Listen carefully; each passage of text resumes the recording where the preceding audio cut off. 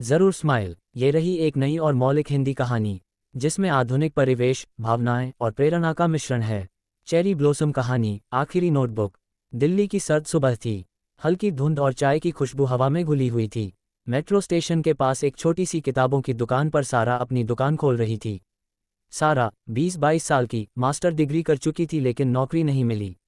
उसने अपने पिता की पुरानी किताबों की दुकान को नया रूप देने की ठानी थी। आज कुछ नया करना है, उसने खुद से कहा और दरवाजे के ऊपर एक तख्ती लगाई। हर पुरानी किताब एक नई कहानी। सुबह सुबह कुछ कॉलेज के बच्चे एक पुरानी किताबें खरीदी और चले गए। दिन यूं ही गुजरता गया। शाम को एक बुजुर्ग आदमी दुकान में आए। उनके हाथ में एक पुराना थैला था, आंखों में थकान और चेहरे पर कुछ अनकहे किस्से। बेटी, पुरानी किताबें खरीदती हो? हाँ दादाजी, लेकिन हालत ठीक होनी चाहिए, सारा ने मुस्कुराते हुए कहा। उन्होंने थैले से एक मोटी नोटबुक निकाली। पुराने पन्नों की खुशबू जैसे किसी बीते समय का दरवाज़ा खोल रही थी। ये किसी स्कूल की कॉपी लगती है, सारा ने पन्ने पलटते हुए कहा। हाँ, लेकिन ये कॉपी नहीं, यादों का खजाना है, बूढ़े ने कहा और बाहर की ओर देखने लगे जैसे कोई दृश्य उनके दिमाग में तैर गया हो। सारा को जिज्ञासा हुई, क्या मैं इसे रख लूँ? रख लो बेटी, शायद अब इसका मालिक कभी लौटे ही नहीं। इतना कहकर वो धीरे धीरे चलते हुए भीड़ में खो गए। सारा ने नोटबुक खोली। पहले पन्ने पर लिखा था, राघव, कक्षा 10A, स्वप्न स्कूल, दिल्ली। नीचे लिखा था, हर दिन कुछ लिखना है क्योंकि शायद एक दिन लिखना ही मेरी पहचान बने।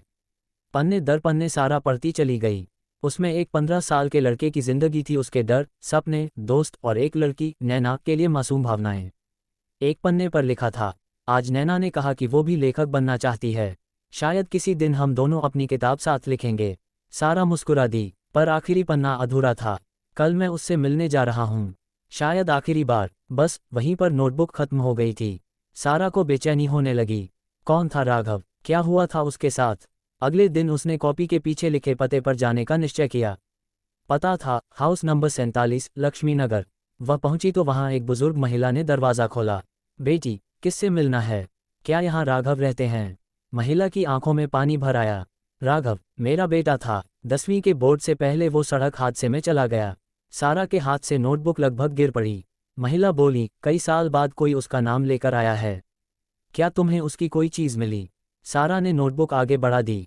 महिला ने उसे छूते ही कहा, ये तो वही है, उसकी आखिरी कॉपी। आंखों से आंसू टपकते हुए बोले, वो कहा करता था, एक दिन मेरी लिखी बातें किसी के काम आएंगी। सारा ने चुपचाप सिर झुका लिया। कुछ पल बाद महिला ने कॉपी वापस करते हुए कहा, इसे तुम रख लो बेटी। उसने कहा था अगर मैं न रहूं तो मेरी कहानियां जिंदा रहें। सारा ने नोटबुक संभाल कर रख ली। वो लौटते वक्त सोच रही थी, किसी की अधूरी कहानी को पूरा करना शायद सबसे बड़ा सम्मान होता है। अगले कुछ हफ्तों में सारा ने दुकान में एक नया सेक्शन बनाया, अधूरी कहानियाँ। वह लोगों से कहती, अगर आपके पास किसी की अधूरी डायरी, कविता या नोट्स हैं, उन्हें यहाँ छोड़ जाएं, कोई न कोई उन्हें पूरा करेगा। धीरे धीरे दुकान मशहूर होने लगी। कॉलेज के विद्यार्थी, लेखक और पाठक वहां आने लगे। हर नोटबुक पर लिखा रहता, कहानी अधूरी है, क्या तुम इसे पूरा करोगे? एक दिन एक युवा लेखक वहां आया। उसने राघव की नोटबुक उठाई और बोला, मैं इस पर किताब लिखूंगा। आखिरी नोटबुक। कई महीनों बाद वो किताब छपी। उसके पहले पन्ने पर लिखा था, ये कहानी राघव की है जिसे सारा ने जिंदा किया। किताब लोकप्रिय हुई, लेकिन सारा को प्रसिद्धि की परवाह नहीं थी।